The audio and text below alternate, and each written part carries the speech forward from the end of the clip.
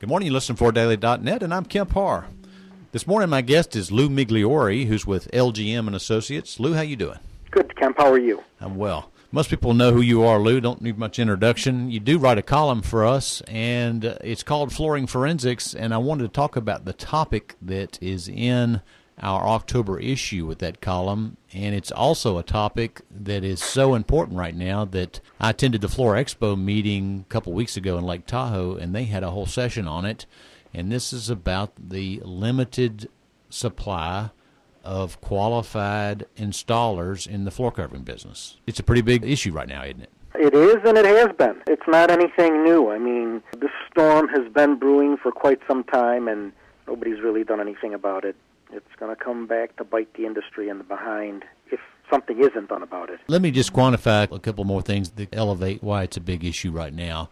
Obviously, we went through this economic downturn, so there was less flooring being installed, and so some of the people that didn't have a great partnership relationship with their retailers, they started looking for other things to do because they couldn't find work. They learned a new trade, so now some of them left for that reason. So now as things are starting to pick back up, there are people out there that are good with their hands, and they look at their options. You know, they could be a carpenter, they could be an electrician, they could be a plumber, they could install HVAC, or they could do floor covering, and they're thinking, wait a minute, $2 a yard, I can't make a living. That's a big issue, isn't it?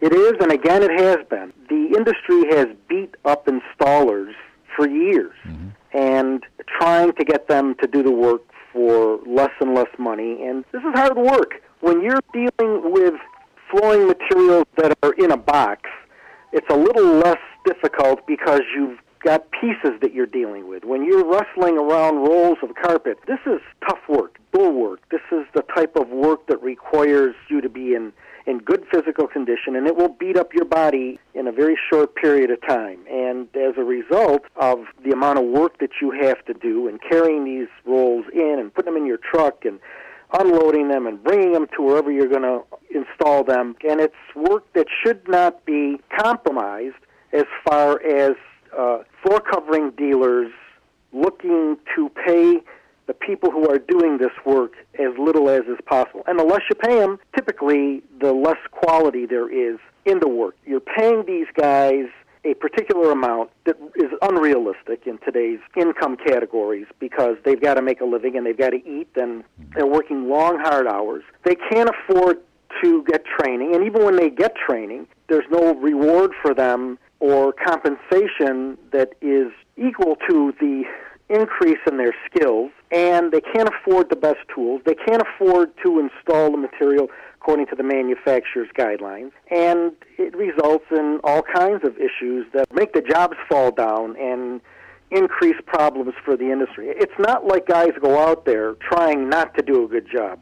They just aren't given any opportunities and advantages by people that are selling the product, and it's almost like they're a necessary evil in many cases. We're going to have a problem, and I've been saying this for years, because guys are not going to want to do this work, especially in the residential market, because they're not respected or appreciated. I talk to dealers every day all over the country. As a matter of fact, I just came back from Portland, Oregon, and I met with a retailer out there simply because she runs an extraordinary operation and has some great marketing ideas that should be employed across the board to bring in business. Her father started the business, and he was an installer, and so she has a great deal of respect for the installers and pays them well. As a matter of fact, she was telling me that during the economic downturn, everybody in the organization took a cut in pay, and she says just recently we just reinstated everybody and told our flooring guys, raise your prices.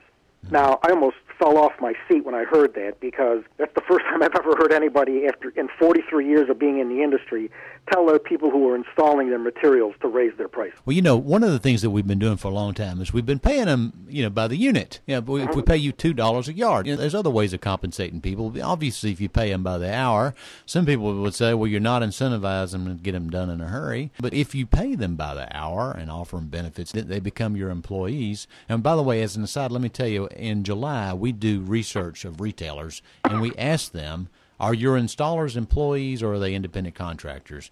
And in July 2014, we published this report, and it was 23% employees. The year before, it was 17%. So we're seeing a shift where some of these installers are being brought in.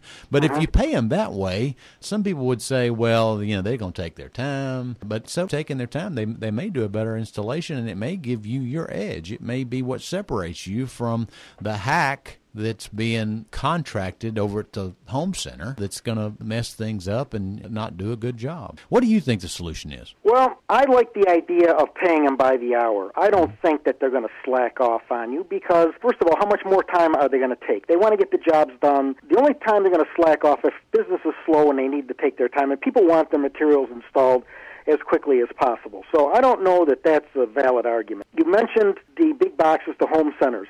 I know a lot of the contractors who actually install this stuff, these big operations.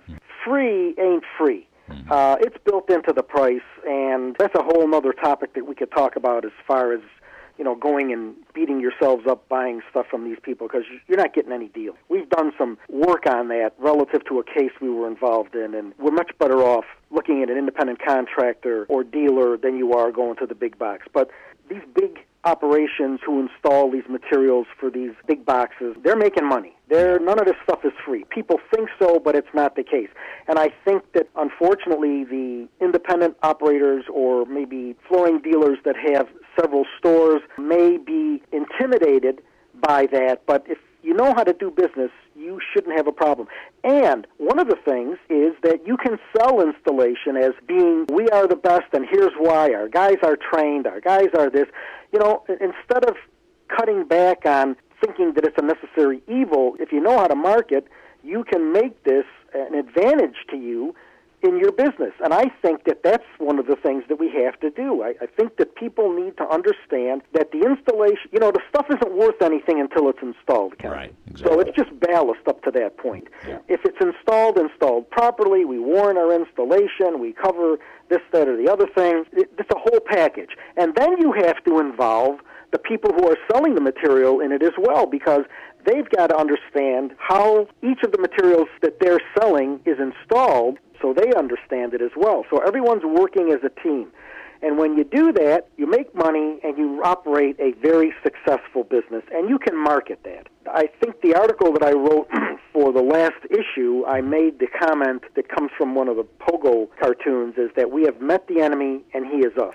We continually do that in the industry in so many different respects, but particularly relative to our conversation here for installation. You look at it as a negative instead of a positive. You try to get these guys to work for free, and I use that as a relative term, and get as much out of them as you can. Try to make money on their labor, and it's wrong. I think that it's wrong. I think you need to have people who are well-trained, who are advantaged by every opportunity that you can expose them to as far as installation training by the manufacturers of the particular products, by going to independent training, and get these guys into this type of educational mode that you can go out and market and say, our installers are the best educated in the industry, bar none, and market that, and you'll be able to sell stuff. Well, we're about to run out of time, but I'm going to tell you this is a topic we could go on for a week or so on. Oh, we could. I'd like to talk about certification. Maybe we'll do that in another session. But again, it's good to talk to you. Be sure and read Flooring Forensics in the October issue.